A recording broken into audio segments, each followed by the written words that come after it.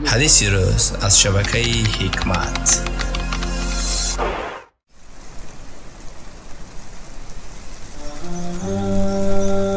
پیامبر محمد صلی الله علیه و سلم گفتند: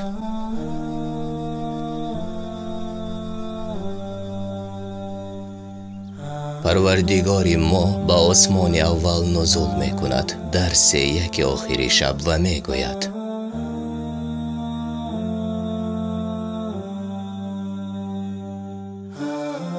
کیست که دعا کند و من دعایش را اجابت نمایم؟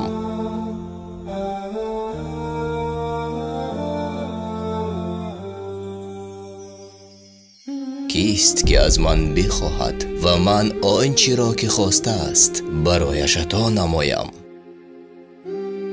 و کیست که از من طلب آمرزش یعنی توبه می کند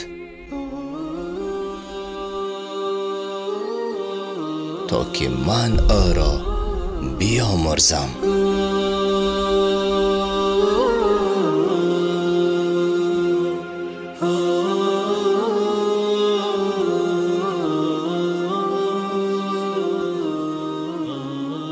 راهی راست و نجات هر یک مؤمن این سنت محمد صلی الله علیه و سلم است.